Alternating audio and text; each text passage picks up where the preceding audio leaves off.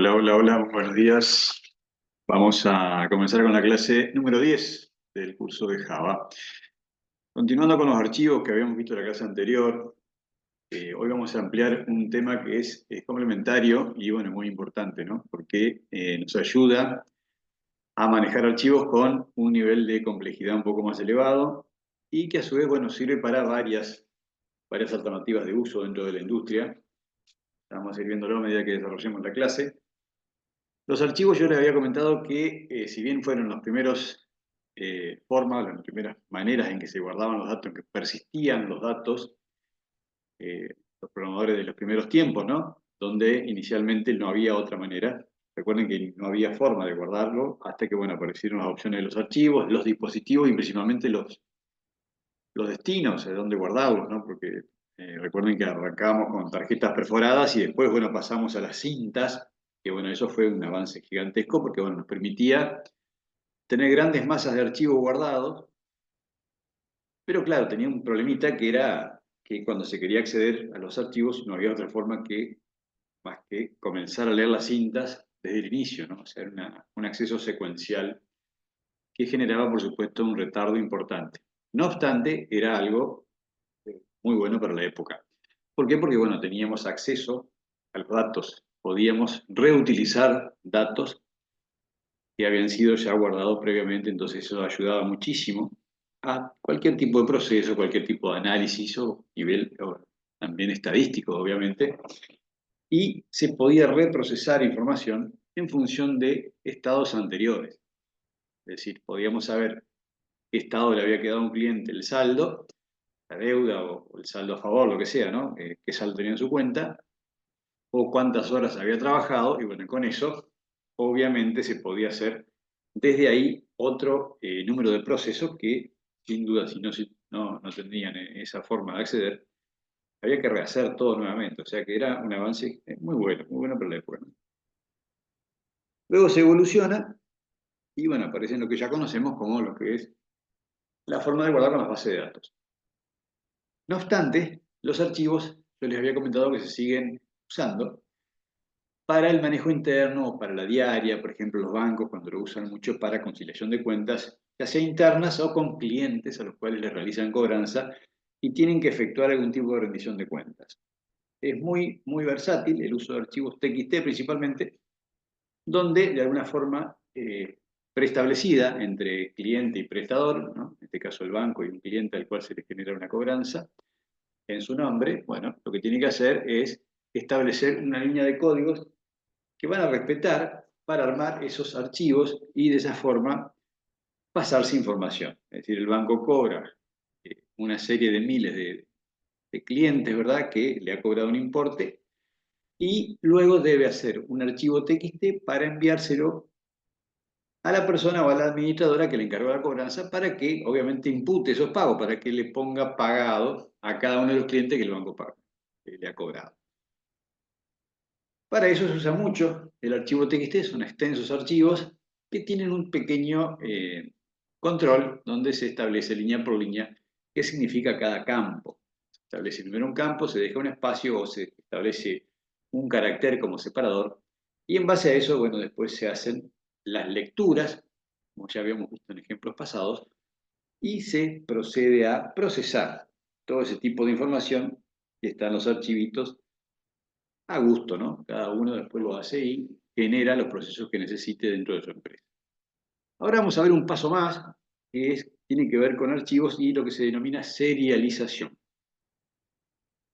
La serialización, como bien le he dejado aquí eh, en el apunte, que después se lo voy a enviar en el grupo, es un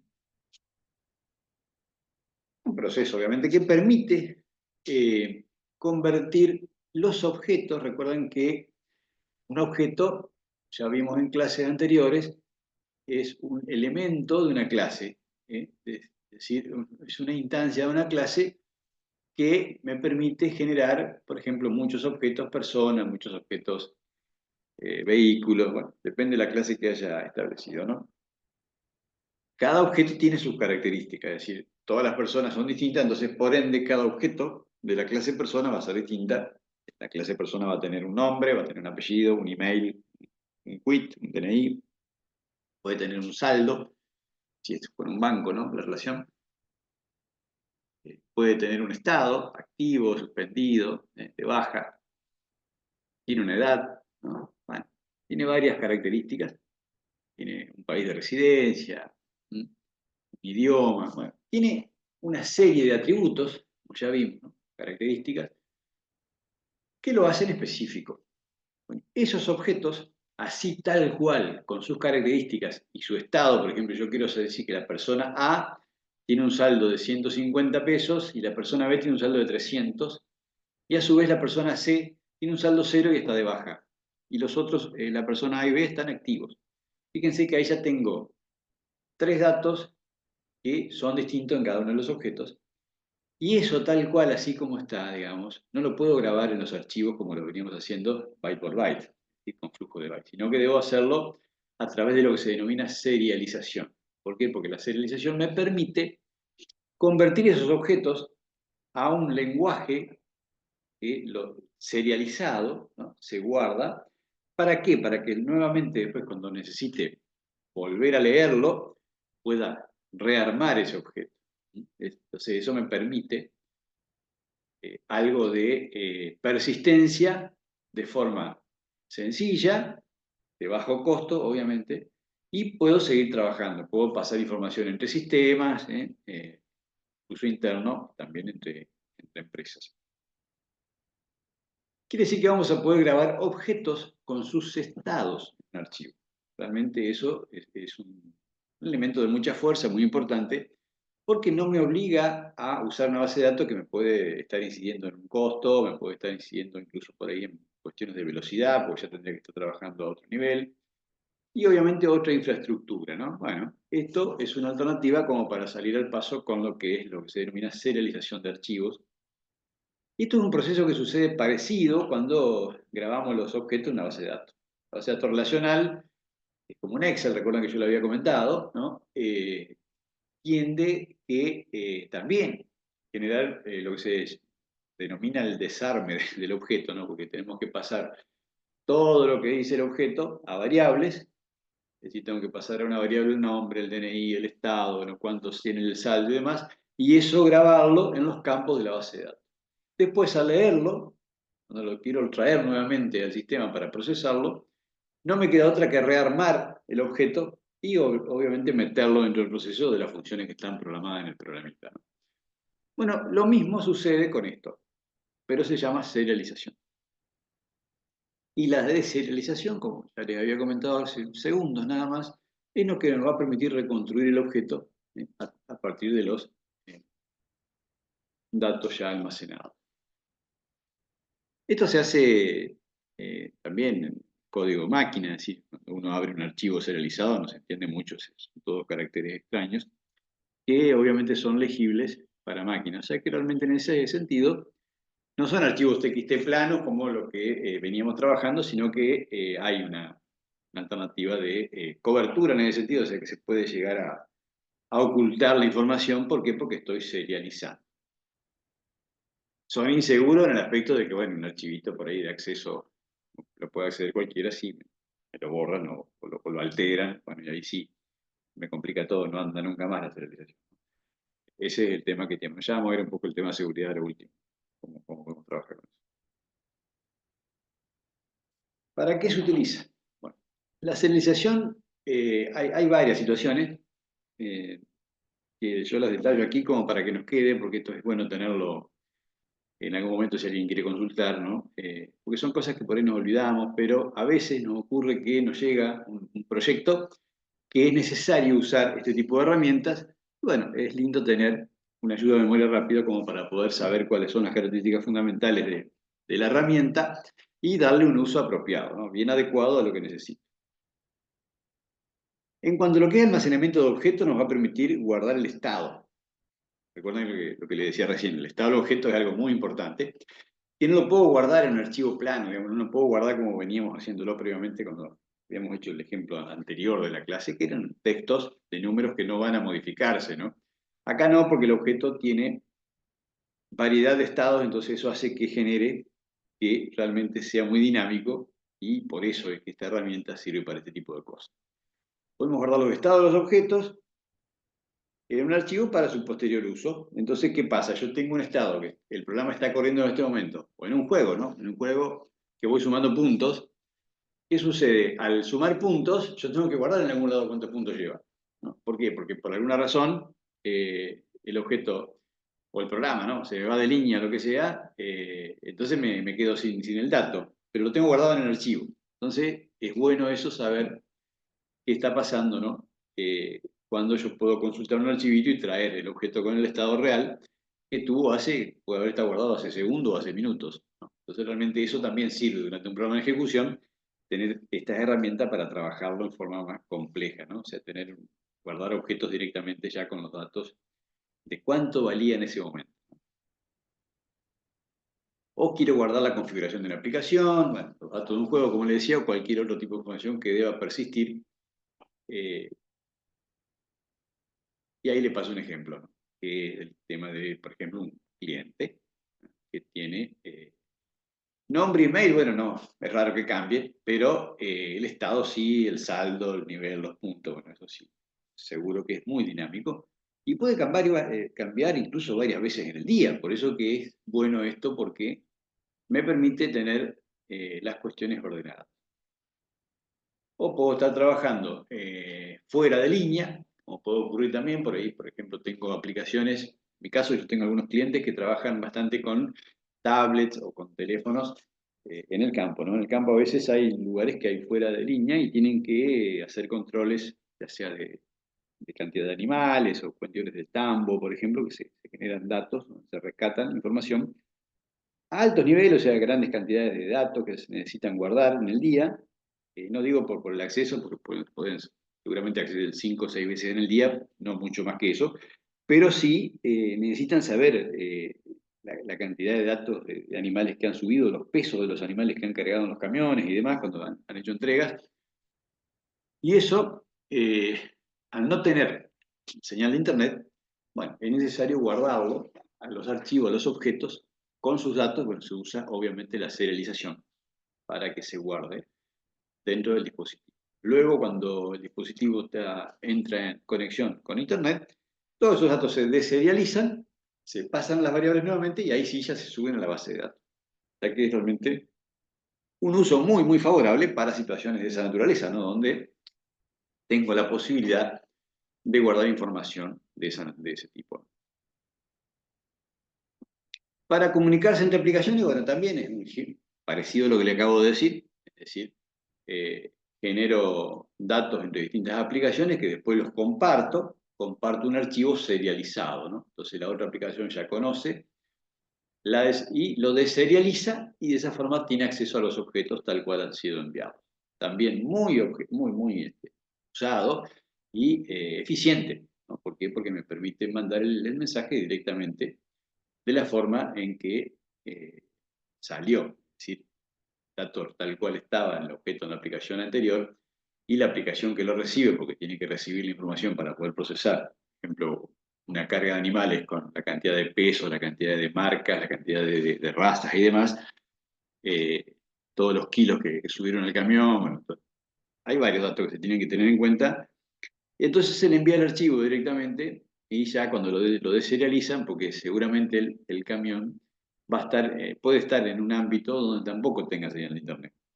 Entonces puede enviarse o un USB o algo por el estilo, o un archivo de alguna forma, en algún medio, memoria puede ser también, o a través de un teléfono, directamente de WhatsApp se puede enviar el archivo, y lo descarga y lo corre en la aplicación. Que realmente eso también le sirve mucho para también transmitir información entre aplicaciones. O bueno, por supuesto a través de Internet lo mismo.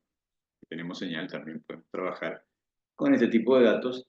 Cuando no queremos usar, por ejemplo, base de datos, porque bueno, tengo ese sistema o tengo un sistema de baja escala porque no necesito más, ¿no? Directamente tengo muy poco uso, pero sí necesito llevar los datos. Entonces, en vez de anotarlo en un cuaderno, como se hacía antes, ahora directamente se trabaja con el celular y a través de Internet todo, sin problema, pero con este tipo de herramientas como es la serialización.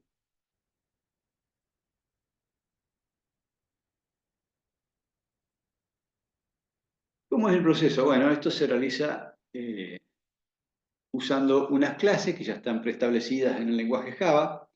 Cada lenguaje, como ya les he repetido varias veces, ¿no? Cada lenguaje tiene su sintaxis, todos los lenguajes implementan la serialización, no es específico de Java, tanto C Sharp, bueno, Python, hay muchos lenguajes que la usan sin problema, ¿no?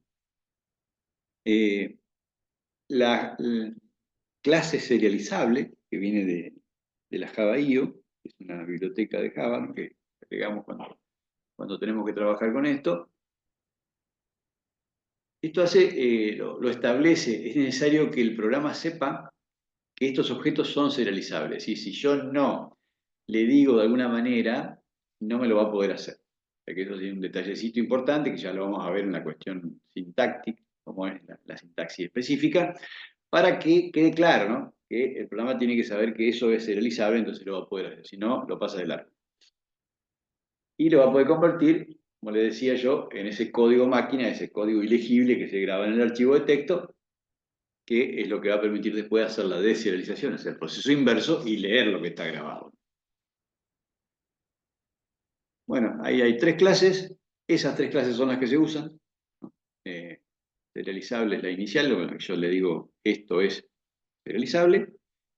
La output stream es la que me va a hacer el proceso de serialización y la input es la que lo trae.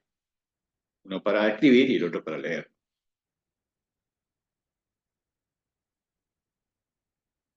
Bien, acá están los pasos. Asegurarse que la clase implemente la interfaz serializable. Eso es lo que le decía que es fundamental que sepa que esa clase, los objetos de esa clase van a ser serializables. No lo entiende. Hay que crear una instancia de la output, una instancia de la write, esto es para serializar, ¿no? Y después cerrar. Recuerden que es importante siempre que trabajamos con archivos hacer el cierre, ¿no? Habíamos visto lo mismo cuando vimos flujo de archivos la clase anterior, donde siempre era necesario, tanto para escribir como para leer, hacer el cierre al final del proceso, para que quede todo ahí ya terminado y no quede dando vuelta en memoria esas cosas, porque después los puertos se complican y los archivos pueden quedar corruptos o pueden quedar dañados y no genera el proceso si no se genera el proceso de cierre correcto. El archivo tiene que tener varias banderas, varios datos bien claritos para cuando se accede, que eso le indique al dispositivo que está accediendo al archivo qué significa. Bueno, ahí es donde realmente tenemos que tener cuidado, ¿no? Hacer estos pasos, no olvidarse de generar los pasos correspondientes.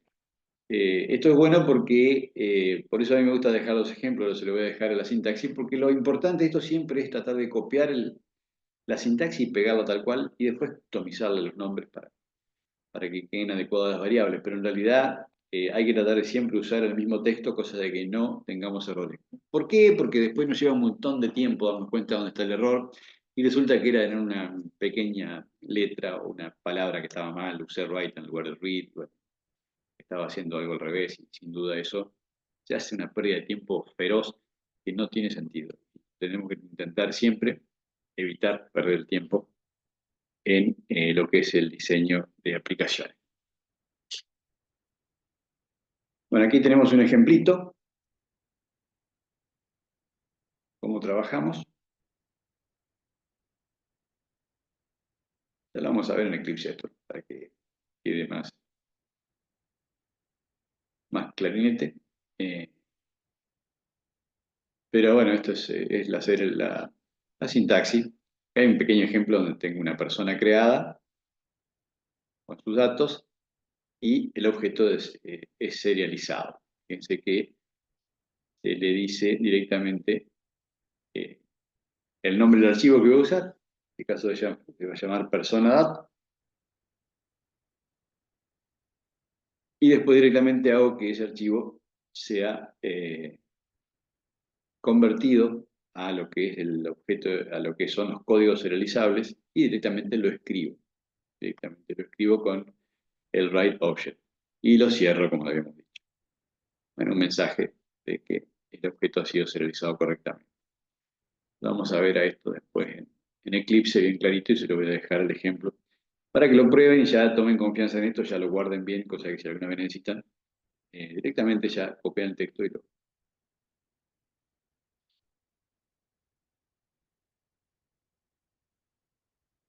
Bueno, y aquí está la clase persona.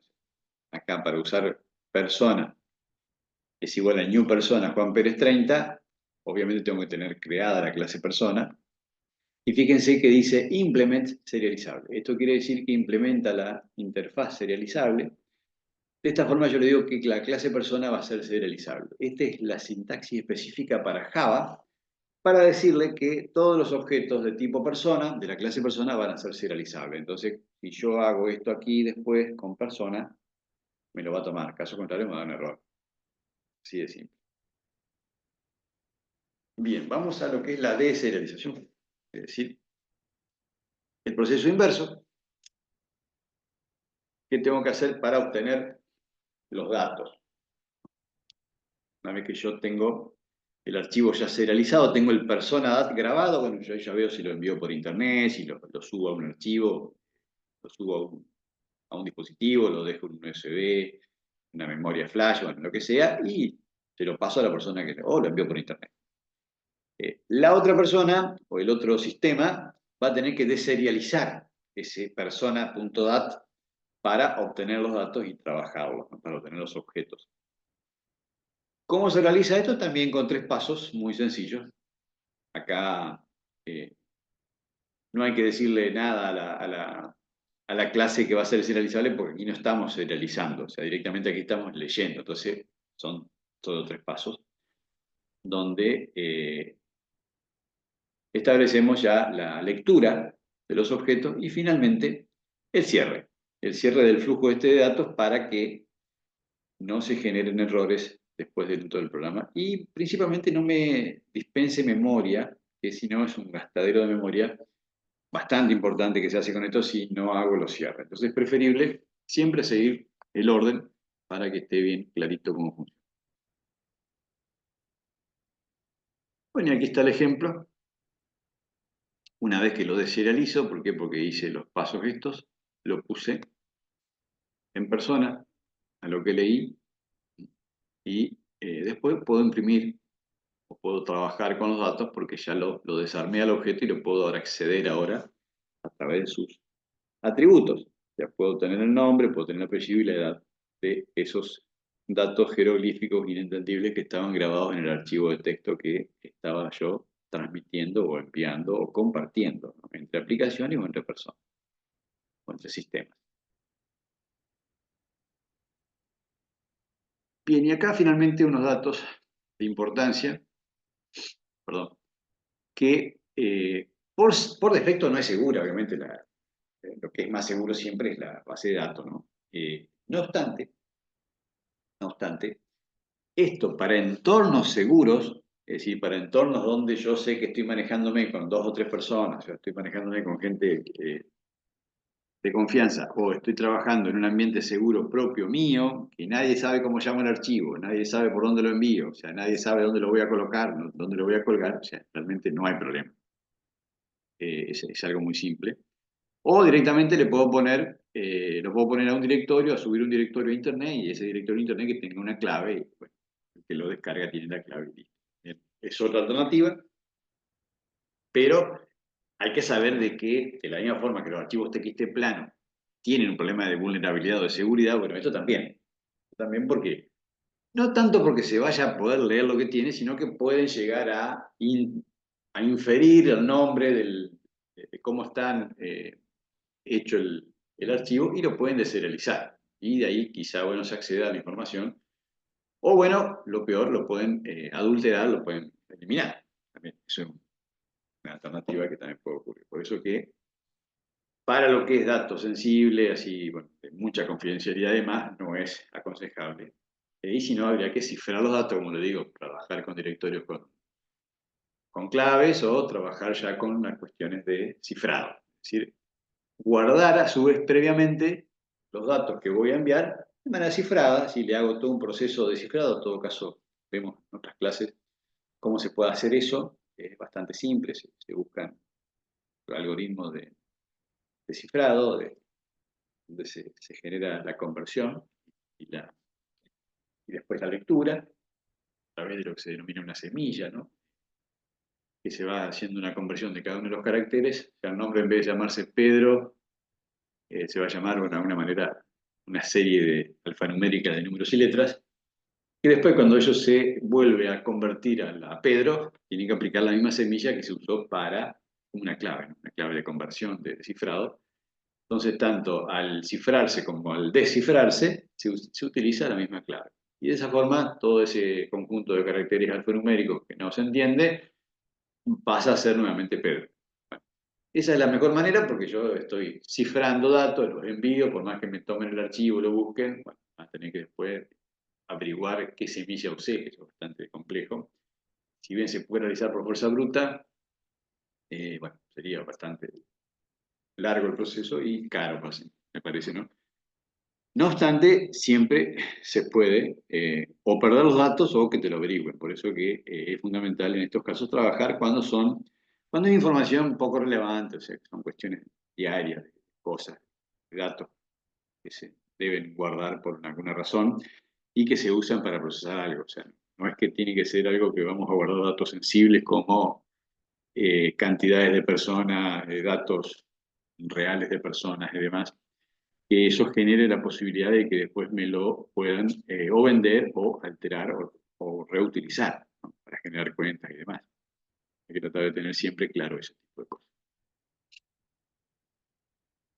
Y hay un problemita sí importante que es con el tema de las versiones, que si yo serializo por alguna razón en Java 14, después lo intento de serializar con Java 15, no va a haber un problema ahí seguramente. Alta probabilidad de que se produzcan errores. A veces no ocurre, bueno, depende la versión, ¿no? Tema no menor y a tener en cuenta, ¿por qué? Porque yo puedo estar enviando archivos y la otra persona puede estar usando una versión de Java distinta. Por lo tanto, algo importante, generalmente se utiliza llamar el archivo junto con la versión, es decir, lo llamo persona-java 13.2.dat. Entonces, de esa manera, yo sé que ese persona es con el Java 13.dat, es la extensión del archivo, ¿no? Entonces la otra persona cuando lo recibe sabe que persona hay que usar Java 13 para que no tenga problema para deserializarlo. De esta forma son elementos de manera de comunicación que se utilizan en la industria como para saber de que realmente hay que usar ese tipo de cuestiones. En el mismo nombre del archivo ya conviene colocarle, entonces de esa forma tenemos una alternativa. Bueno, otra cuestión de seguridad también, ¿no? Estamos dándole más elementos a la persona que lo quiere abrir, en caso que no esté autorizado. En fin, como vemos, hay que tener en cuenta unas cuantas cositas. Pero vamos a la parte práctica, a ver cómo funciona todo esto. Vamos a analizar un programita para llevar notas de exámenes con varias materias, varios alumnos, y después lo vamos a serializar y lo vamos a deserializar. A ver, vamos a ir a lo que es el Eclipse. Aquí está.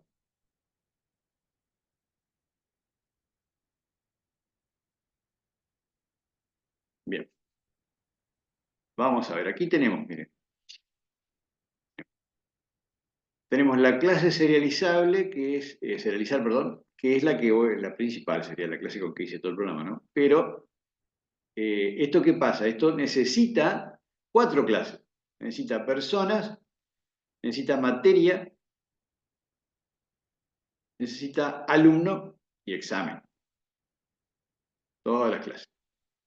Fíjense, en persona, ¿qué hice? Le puse lo de rigor que tiene que decir implements, ¿verdad? Serializable. ¿Por qué? Porque tiene que implementar, tiene que tener la interfaz serializable, caso contrario no voy a poder serializar la clase persona, o los elementos, los objetos de la clase persona. Y fíjense que me va a tener que hacer la importación de la biblioteca java.io.serializable. Lo hice muy sencillo, le puse solamente 2 atributos a persona, nombre y apellido. Acá hice el constructor, es decir, cuando yo creo la persona, le tengo que pasar tanto el nombre como el apellido. Paso 2 parámetros. Y después le hice los getter and setter, es decir, los métodos para obtener y para asignar los atributos, o modificar los atributos de la clase. Ahí estaría listo lo que es persona, getNombre, setNombre y getApellido y setApellido.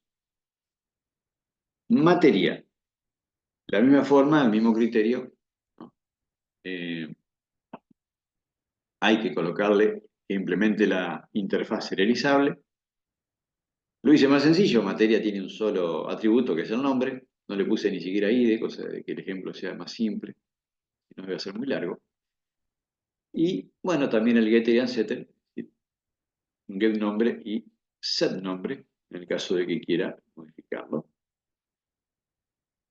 Examen, aquí tiene dos atributos examen, ¿por qué? Porque necesito la materia y la nota que tuvo ese examen.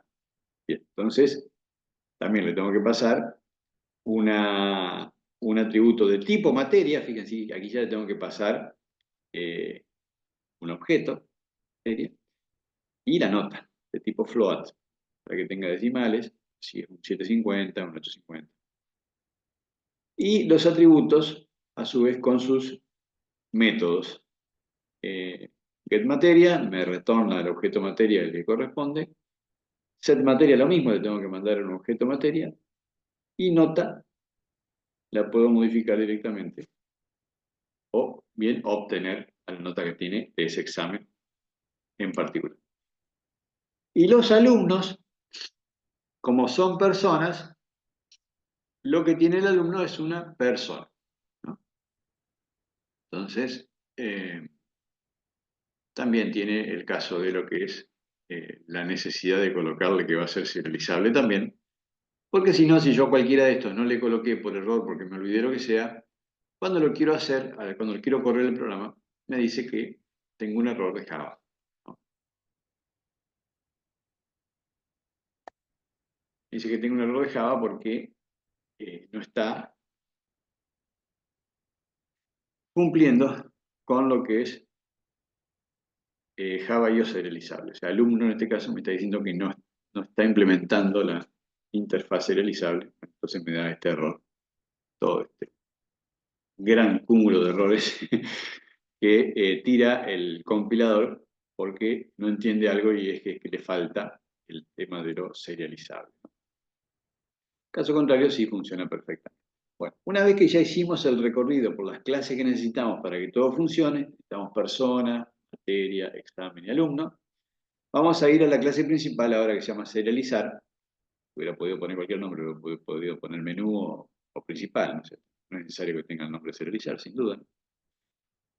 Y directamente aquí en el método main, donde va a arrancar el programa, hice toda la creación de los objetos para la prueba. Entonces, ¿qué hice? Aquí estoy creando alumnos y materias, personas. Creé personas Juan, María y Pedro. ¿Qué le puse? Que es un new persona y le pasé el nombre y el apellido. Y es lo que me pide aquí, ¿no? Persona me pide nombre y apellido. Y yo lo quiero construir. Me está pidiendo esos dos datos que están acá, ¿no? Entonces, yo le paso dos datos de tipo string, que es lo que me está pidiendo. Fíjense que me pide dos strings, tanto en los atributos aquí, como en el constructor, cuando yo lo llamo para que me cree un objeto persona. Bueno, ahí se crean las personas, creé tres, ¿no? Juan María y Pedro, Juan Pérez, María Gómez y Pedro Flores. Luego estamos creando las materias. Bien. Materia, tengo que crearla de tipo materia, así como persona lo creé de tipo persona, a materia la creo de tipo materia y le pongo un nombre a ese tipo de materia que se llama matemática. Y le digo que me cree una nueva materia matemática. Matemática lo único que pide, materia lo único que pide es una string con el nombre. Entonces cumple perfectamente y me crea entonces estas cuatro materias: matemática, física, química y programación.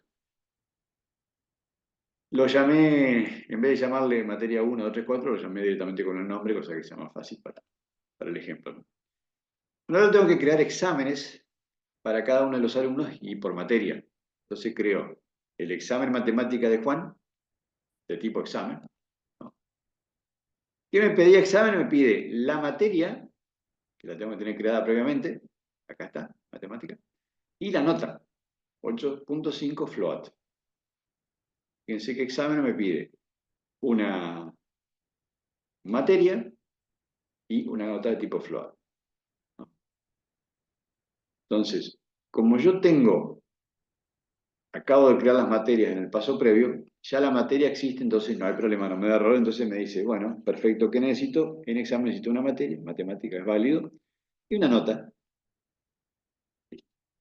Entonces creé matemática de Juan, física de Juan, química de Juan y programación de Juan. 4 exámenes le creé a Juan con su nota.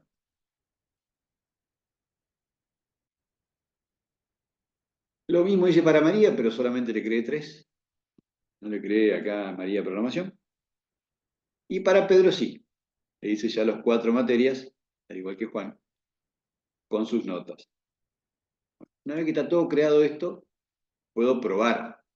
Esto todo lo hice para probar la serialización. Y ahora tengo que agregarle a los alumnos estos los exámenes. Creé el alumno que es alumno Juan, un nuevo alumno. ¿Qué necesita alumno? Necesita una persona. Bueno, como la persona Juan ya está creada, no me da ni un error. ¿Por qué? Porque lo que le estoy pasando es una persona. Una persona que tiene 2 atributos, que es nombre y apellido. Y una vez que creo el alumno Juan, puedo agregar examen. Recuerda aquí, en alumno, tengo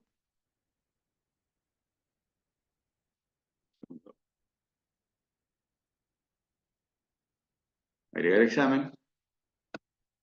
¿Y qué me pide? El examen, que tiene que estar previamente creado, ¿no? Examen matemática. Aquí arriba también.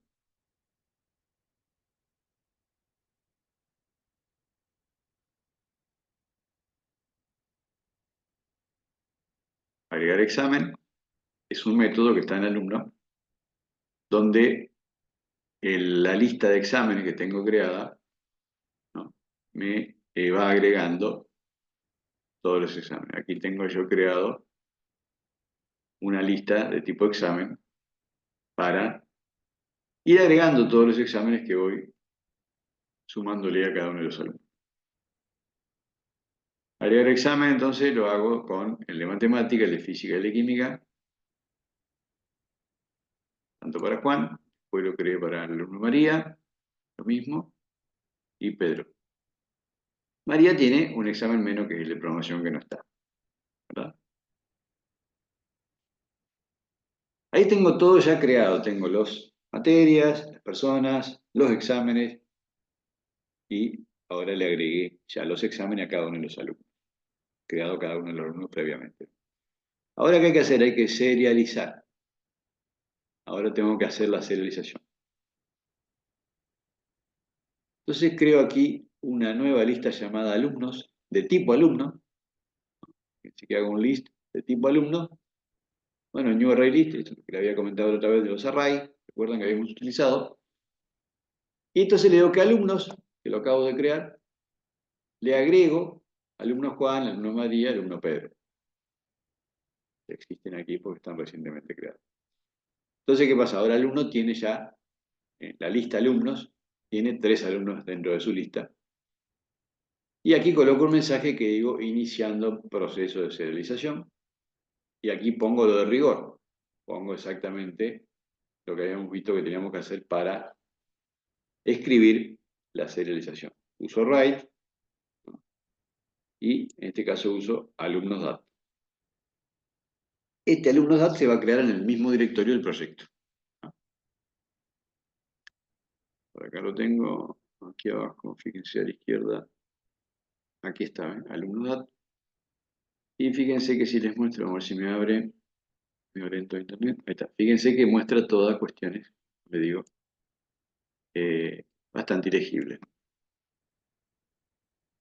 Caracteres extraños y demás. Bueno, eso es el alumno.dat serializado. Algunas cosas se entienden, como pueden ver, pero bueno, no es que sea sencillo de entender qué pasa. Pero claro, yo le puedo hacer algún cambio a esto y después rompo, ¿no? lo que quiero hacer cuando quiero deserializar. Si quiero hacer algún daño, le quiero decir. Bueno, ahí qué pasó, hice, cumplí con la sintaxis para serializar. ¿Está listo? Estoy informando que estoy serializando. Y finalmente, cuando termino, le pongo que, bueno, esto lo hubiera podido poner en un try, ¿no? Esta parte, que lo he podido poner en un try catch acá, y si no hay error, que aparezca esto. Caso contrario, que muestre el error. Perdón, que le muestre el error, ¿verdad?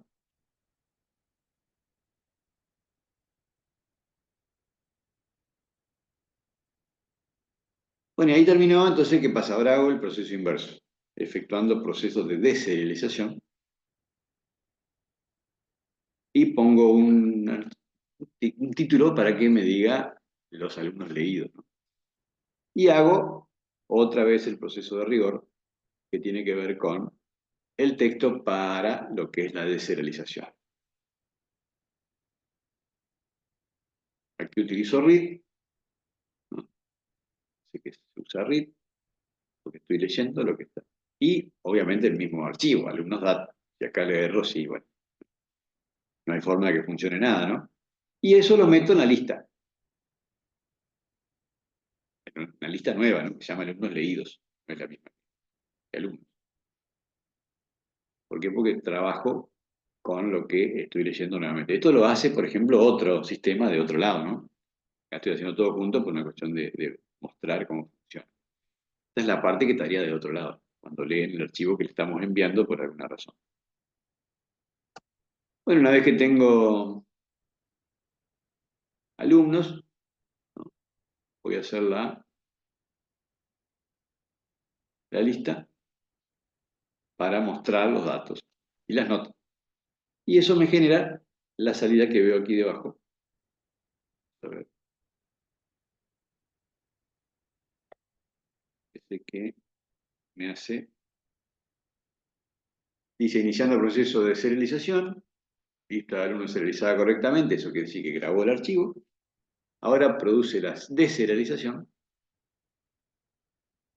y, bueno, después finalmente me hace el listadito, ¿no? Me recorre lo que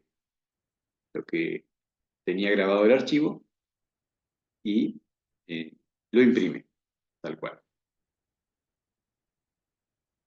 Bueno, como pueden ver, es un proceso que, si bien lleva un tiempito, ¿no? Porque hay que hacer algunas cosas, no es tampoco la locura, pero bueno, permite trabajar, ¿no? Ya esto ya permite generar respuestas en tiempo real, generar respuestas de la vida real, ¿no? Ya deja de ser simples pruebas, sino que ya podemos trabajar ya con cuestiones que puedo generar un pequeño sistema en mi organización. Si tengo un Draftor y no quiero gastar, tengo una sola máquina, tengo mi notebook, bueno, hago ya el programita, grabo las ventas y lo serializo.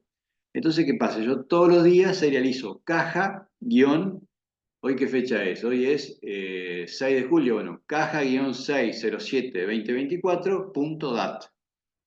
¿Y eso qué hago? Grabo la caja, grabo toda la venta que tuve, grabo dos galletitas, tres cervezas, cinco gaseosas, ta, ta, ta, ta, ta, y eso lo grabo en una fecha. Entonces yo sé que la caja de ese día grabé eso.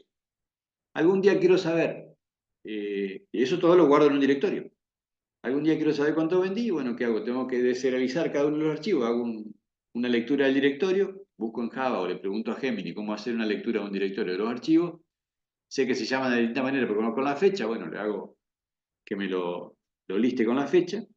Los leo y ¿qué puedo hacer con la lectura? Bueno, puedo saber cuánto se vendió en un mes, en un periodo. Ya fíjense que ya tengo elementos como para poder trabajar realmente en algo que me pueda servir. O quiero guardar la agenda de tarea o lo que sea, no quiero trabajar con cualquier tipo de datos que yo necesite, que me han pedido ya sea para mí, para mi familia o para un cliente o para un amigo, lo que sea, que en algún momento me va a servir, se va a convertir en un cliente. Bueno, tengo ya la alternativa de trabajar ya con datos, ya puedo persistir datos. ¿Por qué? Porque la informática realmente empieza a tomar valor cuando uno es capaz de comenzar a grabar datos, poder leerlo y poder modificar. Con eso accedemos a la potencia, ¿no?, de lo que es esta industria, donde podemos trabajar con información a través de datos grabados en el pasado y los traigo al presente para actualizarlos, reprocesarlos y que a su vez puedan ser persistidos para que en un futuro se pueda volver a acceder y hacer un mismo proceso similar. Sin duda esto es por donde pasa la magia, ¿no? La magia de todo esto que tiene que ver con el servicio profesional de informático, es decir, servicio profesional de ayuda de manejo de información, de procesamiento de datos. Bien, así que los invito a que generen una pruebita con esto. Ya les voy a enviar el ejemplo, así lo pueden trabajar, más allá de que les va a quedar el video, con todo el seguimiento, ¿no?, de lo que hemos hecho de cada una de las clases y la forma de trabajarlo. Esto es muy simple, o sea, pueden hacer una creación de un proyecto vacío, un nuevo proyecto se llame serializar, cosa que ya le queda el nombre como para poder identificarlo más adelante, y van creando las clases de a una, y después finalmente crean la clase serializada, la clase principal con el método main, y ahí hacen todo esto que ya detallamos, cada uno de estos pasos, y ya con eso le va a quedar clarito. Ya les voy a enviar el ejemplo este como para que lo puedan probar. Y bueno, y cualquier cosita me van escribiendo. Pero a todo lo que me escriben, generalmente les contesto en el día o si no, generalmente al otro día, muy temprano en la mañana, que puede suceder que a veces me escriban a la tarde y que sean, no sé, las 6, las 7 de la tarde y yo les contesto el otro día a las 6, por ejemplo, de la mañana. Ocurre así generalmente porque es el horario que más tiempo tengo a veces para contestar a alumnos y demás. eh, Porque bueno, hay que sentarse, hay que ponerse un poco a mirar qué es lo que hay que enviar y demás, ¿no? Así que les aviso eso por las dudas porque a veces, si por ahí me escriben y tengo justo más que nada la máquina abierta y demás con las cosas, ¿no? Porque fíjense que hay que abrir el IDE y demás y eso todo tiene toda una estructura, ¿no? Bueno, lo hago enseguida, que a veces también me coincide, pero a veces no, a veces estoy con otras cosas y bueno, tengo que esperar a que terminen los procesos y demás, allá de que tengo un par de máquinas, a veces están ocupadas, ¿no? Eh, Les aviso eso porque la otra vez pasó que la alumna me escribió como a las 2 horas, pensó que no le había leído el mensaje. Eh, pero no, sucede eso, ¿no? Que a veces pasa el otro día, ahí sí seguro que hago todo ya como para que quede todo contestado. Bueno, gente, con esta clase estamos listos, ya les voy a subir todo el material y estamos hablando por chat y nos vemos en la próxima clase. Sería todo por hoy. Voy a cortar la grabación.